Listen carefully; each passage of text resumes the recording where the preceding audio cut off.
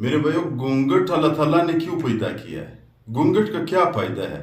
زمین پہ پھر رہا ہے، گند کو اکٹھا جمع کر رہا ہے۔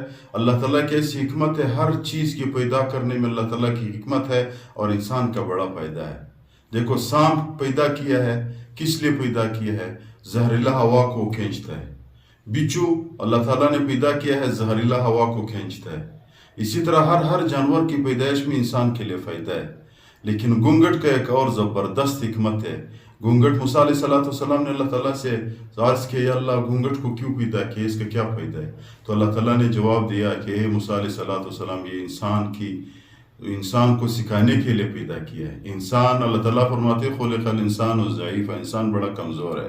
گونگٹ پورا دن کام کرتا ہے، اپنے لیے گولا بناتا ہے، اتنا بڑا گولا بناتا ہے، اپنے آپ سے، اپنے جسم سے بڑا گولا بناتا ہے، پھر اس کو دکت دے کر اپنے غار تک، اپنے گھر تک اس کو لے جاتا ہے۔ جب ادھر لے جائے، خود اندر جاتا ہے اپنے گھر میں، وہ گولا باہر رہ جاتا ہے۔ تو انسان کی بھی اللہ تعالیٰ، میرے بھائی موسیٰ علیہ السلام کو فرمایا، انسان کی بھی یہ اوقات ہے، پورے زندگی دنیا کے لیے محنت کرتا ہے کہ بھائی میں کماتا ہوں، میں ایسا گھر بناتا ہوں، میرے ایسے بچے ہوں گے، میرے ایسی گاڑی ہوگی۔ جب حالت موت اس پہ آ جاتا ہے تو مر جاتا ہے۔ یہ بنگلے اور یہ بچے اور یہ گاڑی، یہ دکان، یہ بازار، جو مارکیٹ اس نے بنائی، یہ دنیا میں رہ جاتا ہے۔ اس کے پاس ساتھ صرف اور صرف 5 گز یا 4 گز کی کفن جاتا ہے۔ تو گونگٹ کی پیدا کرنے میں یہ حکمت ہے۔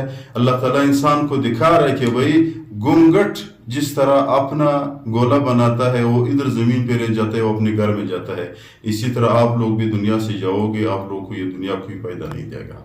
آخر میں گزارش کرتے چینل سبسکرائب کریں تاکہ ہمارے حوصلہ افزائی ہو جائے۔